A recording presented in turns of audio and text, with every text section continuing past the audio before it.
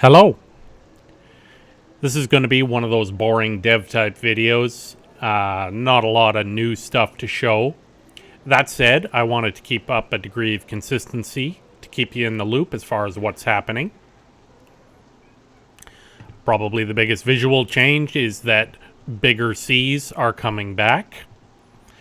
And with that, a major thing I've been working on over the past couple of weeks is an overhaul to the player controller. I've received a number of comments and concerns and just general feedback on the character controller, where it definitely has some significant issues. I'm definitely aware of those and have been working on them. Keep in mind that at least initially, the player isn't going to feel that different to use. It's more of an architecture change at this point. Anyone who has worked with Unity can probably recognize the headache of parented or collocated rigid bodies. And in gameplay, those of you that have played the demo have probably encountered some jitter or strange movement while aboard a ship, especially in heavier seas like what is shown here. So the newer change aims to make this much smoother and more stable without any annoying jittery movement or randomly flying off into the horizon. To address this, I have expanded the system used for crew controlling to also affect the player. Essentially, when you're aboard a ship, the player's movement component is decoupled from the ship and teleported to a invisible copy of the ship that is ominously hovering up there somewhere. This ship is static, so the movement of the player aboard it should be much more consistent and smooth, regardless of the heave and ho of the actual ship rigid body.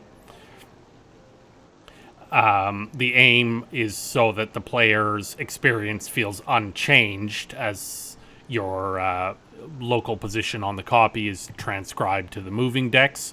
And so ideally you'd never notice anything has changed, but would instead just have smoother, more reliable motion. It's almost ready, but there's a few things I still need to fix before this goes live. Now, adding to that, as should be pretty self-evident from this video, very heavy seas are now a little more doable. There's a lot less weird movement going on from the player's perspective. So I do intend to push out some quite large water and weather sets, because what's the point of being at sea if you don't feel somewhat at peril? And I have also added and overhauled a lot of the water plane effects. So some more splashes and water mist and stuff moving around to hopefully make really big seas feel a little more dynamic. I need to put a little bit of extra time into the waterplane clipping because it can still be a bit of an issue, but it's behaving relatively smoothly. Especially considering ships like the Zebek are not particularly well suited to very heavy seas anyway. They're a bit of a wet ride.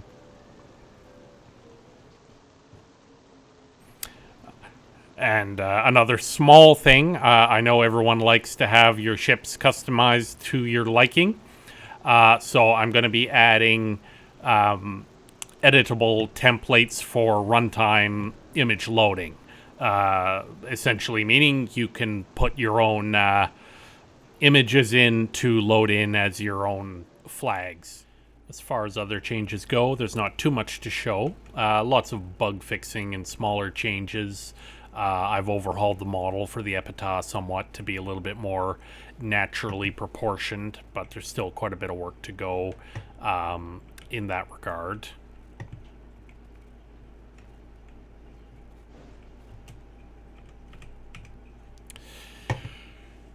I've added tooltips and prompts to the rowboats to make it a little clearer what you can do, but nothing terribly exciting there. I expect some bigger system level changes to be coming eventually, but right now it's a lot of iterative, smaller scale work, which I get isn't that exciting to look at, so I'm not going to go on at length on that. Very briefly, I've continued work on the great ship in my spare time, mostly finishing up areas of the model, adding decoration and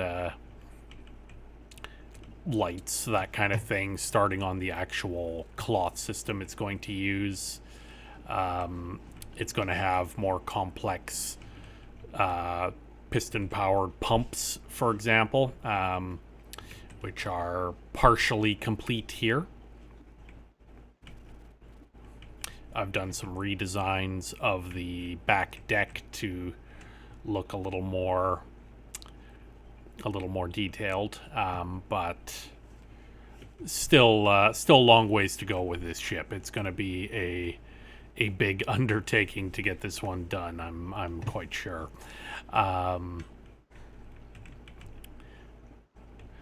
Obviously, colliders are still needed. I've got the glass up for the powder room, along with some detailing so you don't blow yourselves up, which is always good. So yeah, that's about all I have for this week. A bit of a shorter, less interesting video, but trying to keep you in the loop, and I will have something new coming out fairly soon, as well as an update to the demo.